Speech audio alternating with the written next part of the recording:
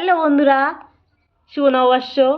কিন্তু সকালবেলা উঠেই চলে এসছে আমাদের বাড়িতে আমাকে নববর্ষ উইশ করতে। নববর্ষ বলবা না? বলো নববর্ষ। চুম্পু নববর্ষ। নববর্ষ এই তো এবার বন্ধুদেরকে বলো।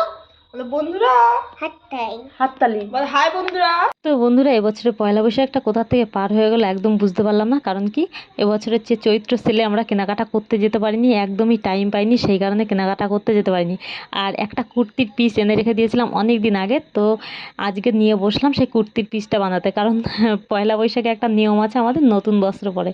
তো সেই কারণে কি পরবো না পরবো এরকম একটা চিন্তাধারা ছিল। আর হঠাৎ করে মনে পড়লো যে আমি তো একটা কুর্তির পিস এনে রেখে দিয়েছিলাম, তা হঠাৎ করে আজকে সেটা বের করে কাটিং করে আমি সেলাই করে দেখো পরে নিয়েছি। তো বন্ধুরা, এবারে বলো কেমন হয়েছে আমার কুর্তিটা আর কেমন লাগছে আমাকে। আমাকে তো দেখে বুঝতেই পারছো তোমরা যে আমি খুব খুশি হয়েছি কুর্তিটা পেয়ে। তো হ্যাঁ, আমার বানানোর আগে জানি না কেমন লাগছিলো, কিন্তু বানানোর পরে কিন্তু আমার মনটা খুব খুশি খুশি লাগছে, কারণ আমার খুব পছন্দ হয়েছে। তো তারপরে চলে আসলাম আমি বিকেলে বাজারে ফুচকা খেতে। আর এখানে দাদা ফুচকা তৈরি করছে, আর এই দাদার দোকানে প্রচুর ভিড় হয়, লাইন দিয়ে ফুচকা খেতে হয়। তো সব কিছু শেষ হয়ে গেছিলো, আলু মাখা জল সব শেষ হয়ে গেছিলো। তারপরে আবার নতুন করে মাখামাখি হচ্ছে এখানে, তার জন্য আমরা ওয়েট করছি। অনেক লোক এখানে দাঁড়িয়ে আছে, অনেকজন ওয়েট করছে। তো দাদা এদিকে মেখে চলেছে, এইবারে আমাদের ফুচকা দেবে। আমাদের পাতাও দিয়ে দিয়েছে হাতে, এখন ফুচকা দেওয়ার পালা।